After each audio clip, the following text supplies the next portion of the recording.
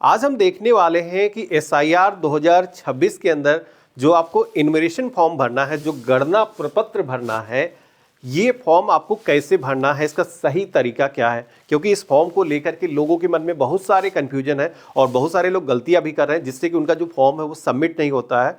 तो इस वीडियो के अंदर सही तरीका दिखाऊंगा कैसे आपको भरना है, जिससे कि आपको फॉर्म सबमिट भी हो जाएगा, आपको इलेक्शन कमीशन ऑफ इंडिया की तरफ से कोई नोटिस भी नहीं आएगा।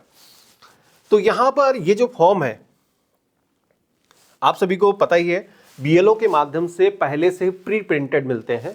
तो यहाँ पर जो भी करंट में आपकी 2025 के अंदर आपकी इंफॉर्मेशन है, यहाँ पर आपकी मौजूद रहती है। इसी के साथ में भाग संख्या, क्रम संख्या, ये यहाँ पर रहेगा। इसी पर एक QR कोड दिया गया है, जिसको स्कैन करके यहाँ पर डेटा डिजिटल तरीके से देखा जा सकता है। यहाँ पर एक फोटो पुरानी है, नई फोटो आपको चिपकानी है, लेकिन फोटो कैसी होनी चाहिए, पासपोर्ट साइज की फोटो आपकी होनी चाहिए। अब ऐसा नहीं इतना बड़ा ब्लॉक दिया, इतने बड़ी, थोड़ी बड़ी सी भी हो सकती है, लेकिन फोटो पासपोर्ट साइज की हो। और एक चीज ध्यान रखना, फोटो जब भी आप यहाँ पर चिपका रहे हो, वो ऐसी फोटो होनी चाहिए जिसके अंदर आपका जो फेस है वो फ्रंट पे देख रहा हो और आपके दोनों कान विजिबल होने चाहिए। क्योंकि बहुत सारे लोग गलतियां करते हैं, अपनी जो फोटो अच्छी नहीं चिपकाते हैं, जिससे कि जब BLO फॉर्म को सबमिट करता है, क्योंकि इलेक्शन कमीशन ऑफ इंडिया की जो मोबाइल एप्लीकेशन है उसके माध्यम से ये फॉर्म स्कैन करके, इसकी फोटो स्कैन करके वो सबमिट किया जाता है। तो उसमें फेस अगर पहचान में नहीं आता है तो ऐसे में वो फॉर्म सबमिट नहीं हो पाता। तो ध्यान रखना है, ये ऐसी फोटो मत लगाना, आपको प्रोफेशनल फोटो जैसी होती है वैसी लगाना। पीछे कोई प्लेन बैकग्राउंड हो, किसी भी कलर का हो, उससे कोई दिक्कत नहीं। तो यहाँ पर इस तरीके से ये काम हो गया। अब चलिए बताते हैं मेन चीज, जो भाई बहुत सारे लोग गलतियां कर रहे हैं। तो ये फॉर्म है, इसमें पहला जो सेक्शन मिलता है वो क्या है, ये है जन्मतिथि का। तो यहां पर वर्तमान में 2025 के अंदर जो भी डेट ऑफ बर्थ है, या फिर वर्तमान ये जो सेक्शन मिलता है वर्तमान इंफॉर्मेशन का है। तो जैसे मान लेते हैं हमारी जो डेट ऑफ बर्थ है वो है 1/1/1980, ठीक है, हम एग्जाम्पल से ले रहे हैं, ऐसे रहेगी डेट ऑफ बर्थ। इसी के साथ में अगला सेक्शन है आधार का। तो यहाँ पर आपका जो है 1 2 3 4 ऐसे स्पेस रहना, मतलब 12 डिजिट का आधार होता है। फिर यहाँ पर थोड़ा सा स्पेस देना, और ठीक है, फिर थोड़ा सा स्पेस देना, ठीक है। तो इस तरीके से आपका जो है आधार नंबर हो जाएगा। इसके बाद में बारी आती है मोबाइल नंबर की। तो यहाँ पर भी आपका मोबाइल नंबर हो गया, ठीक है। इस तरीके से मोबाइल नंबर दर्ज कर देना है। अब इसके बाद में अगला सेक्शन मिलता है पिता अभिभावक का नाम।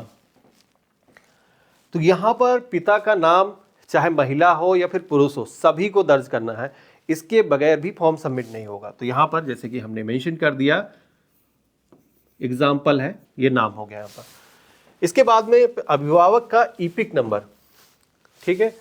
तो यहां पर वोटर ID कार्ड नंबर अगर मौजूद है तो वो दर्ज करना है। तो यहां पर जैसे कि मान लेते हैं वोटर ID कार्ड नंबर, हम एग्जाम्पल सारी डिटेल फिल कर रहे हैं, ABCD, इस तरीके से यहां पर आपका EPIC नंबर हो जाएगा, ठीक है।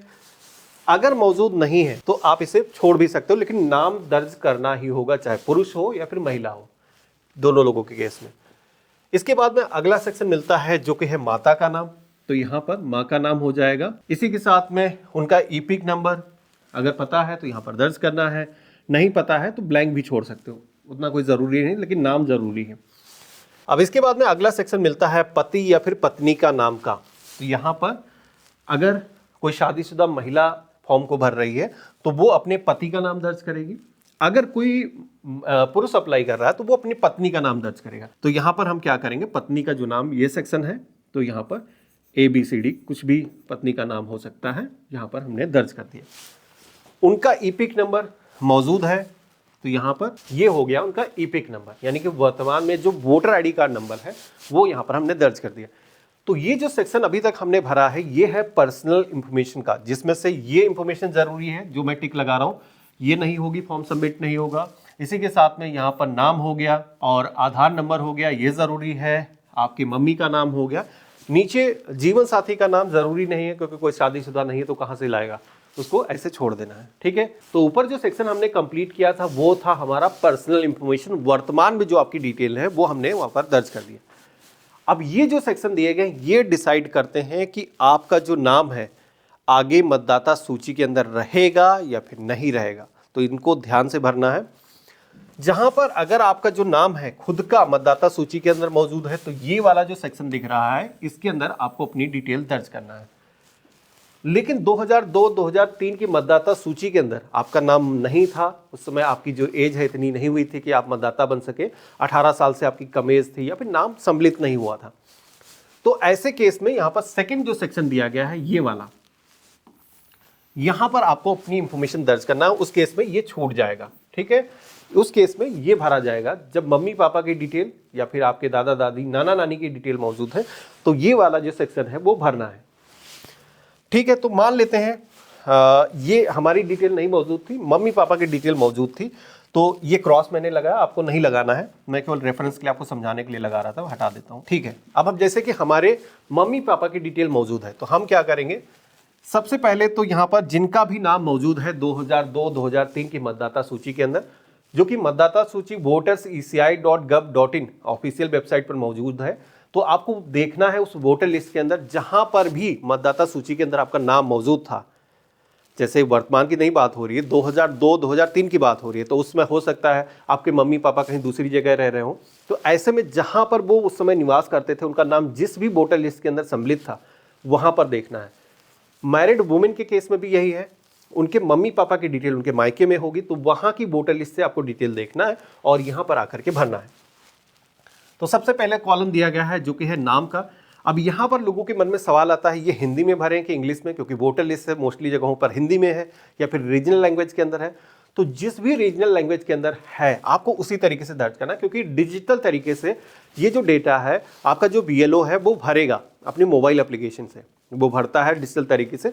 तो ये जो सेक्शन है जब आप इसमें जो मोस्टली जो डिटेल इंपॉर्टेंट है वो यहाँ पर है, तो यहाँ पर जो आप इंफॉर्मेशन दर्ज करोगे वो मैच करनी चाहिए। तो यहाँ पर मान लेते हैं हमारे पिता का नाम है, एग्जाम्पल है राम कुमार हो गया, ठीक है, ये हो गया हमारे पिता का नाम, ठीक है। इसके बाद में उनका जो ईपिक नंबर है, मतदाता सूची अगर आप देखोगे तो 2002-2003 के अंदर जो उनका ईपिक नंबर मौजूद था वो यहाँ पर दर्ज करना है। नहीं मिल पाता है तो ये जरूरी उतना नहीं है, इसको आप छोड़ भी सकते हो।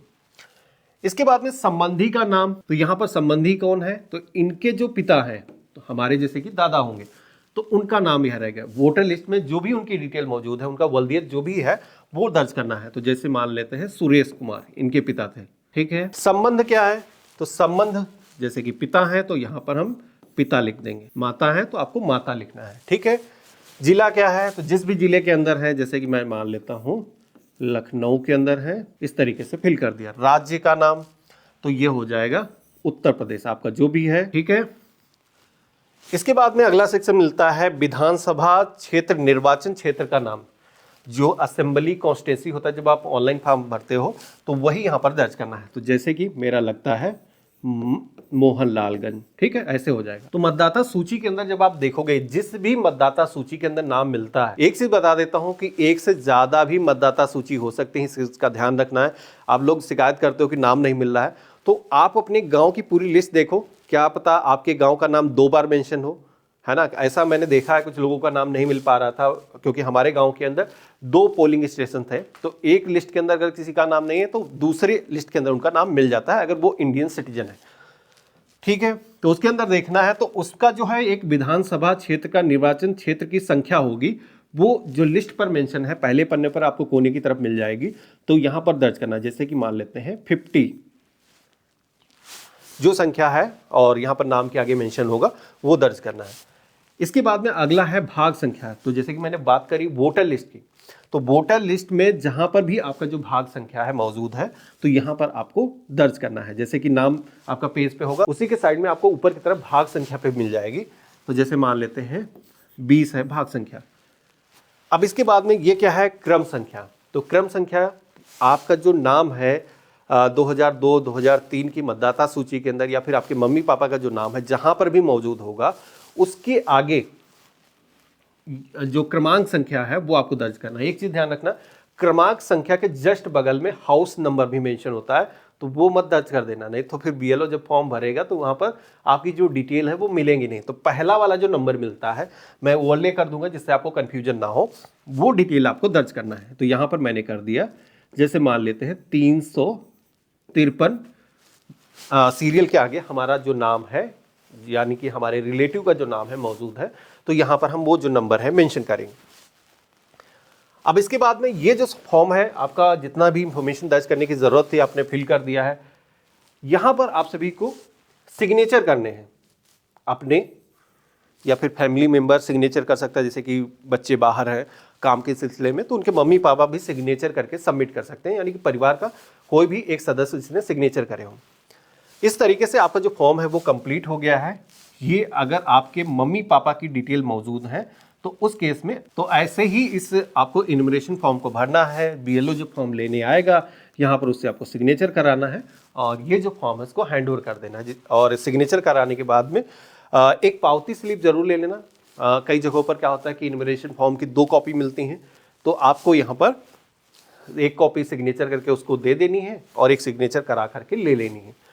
लेकिन अगर आपको एक ही मिली है तो उस केस में क्या करना है, इसकी फोटोकॉपी करा लेना और एक रिसीविंग जरूर ले लेना कि हमने फॉर्म सबमिट कर दिया। क्योंकि कुछ जगहों के बीएलओ तो बहुत अच्छा काम कर रहे हैं, लेकिन कुछ जगहों पे ऐसे भी चीज़ें देखने को मिल रही कि बीएलओ फॉर्म अपने पास रखे रहते हैं और सबमिट ही नहीं कर रहे हैं। अगर फॉर्म सबमिट नहीं हुआ तो फिर मुश्किलें बढ़ सकती हैं। फिर आपको जब नोटिस आएगा फिर से आपको वही प्रोसेस अपनाना पड़ेगा। अब इसके साथ में आप सभी का कहना क्या कोई डॉक्यूमेंट देना होगा, तो नहीं, बिल्कुल नहीं, कोई दस्तावेज नहीं देने हैं। इसके साथ में बस अगर आप ये चाहो तो एक फोटोकॉपी इसकी ज़रूर अटैच कर देना, जो मतदाता सूची है अपनी सहूलियत के लिए, कि हाँ जहाँ पर हमारा नाम मौजूद है, हमारे मम्मी पापा का नाम मौजूद है, वहाँ पर आप सभी को देखना है और उसकी जो फोटोकॉपी है पहले उसी पन्ने की, जिस पन्ने पर नाम मौजूद है उसी पन्ने की फोटोकॉपी करके इसके साथ में अटैच कर देना, जिससे कि इनकेस यहाँ पर कोई चीज़ हमारी लिखने में नहीं पढ़ पाया बीएलओ तो पीछे फोटोकॉपी लगी होगी तो उस पर देख करके वो भर देगा आपका सही तरीके से। तो ठीक है, ये कर लेना। अगर किसी के खुद का ही नाम मिल जाता है तो जैसे मैंने यहाँ पर डिटेल दर्ज करी है सेम वैसे ही यहाँ पर आपकी खुद की डिटेल हो जाएंगी, अगर आपका जो नाम है 2002-2003 की मतदाता सूची के अंदर मौजूद था। ठीक है, तो ये कंप्लीट प्रोसेस है। इस तरीके से आप अपना जो इन्यूमरेशन फॉर्म है भर सकते हो। अब अगर आपको ये जानना है कि ये जो फॉर्म है खुद से कैसे हम ऑनलाइन भर सकते हैं, तो इसका भी हमने वीडियो बना रखा है। इससे पहले हमने अपने चैनल पर डाला था, जो कि अगर आपने नहीं देखा है तो यहाँ पर आ रहा होगा, इस वीडियो को चेक कर सकते हो। क्योंकि 5 तारीख लास्ट डेट है, तो ध्यान रखना 5 नवंबर 2025 से पहले भर जरूर लेना। और भरने के बाद में जमा अगर कर रहे हो तो पुष्टि जरूर कर लेना। हमने इससे पहले बताया था इस वीडियो के अंदर कि बीएलओ अगर फॉर्म लेकर के गया है, जैसे ही वो अपने फ़ोन से इस फॉर्म को स्कैन करके सबमिट करेगा तो आपका जो स्टेटस है वो अपडेट पोर्टल पर आ जाता है, जिसको आप चेक कर सकते हो कि हमारा जो फॉर्म है वो भर गया है या नहीं भरा है, केवल फोटोकॉपी हमने दे दी, उसने रख लिया। तो ये चेक करना भी ज़रूरी है, क्योंकि जागरूक रहो। अगर आप ध्यान नहीं देते हो तो फिर बाद में प्रोसेस का काफ़ी लंबा हो जाएगा। वीडियो कैसा लगा मुझे कमेंट बॉक्स में लिख करके ज़रूर बताना। चैनल पे नए हो तो सब्सक्राइब कर लेना। हम मिलते हैं ऐसे ही एक नए वीडियो में, तब तक के लिए गुड बाय, जय हिंद।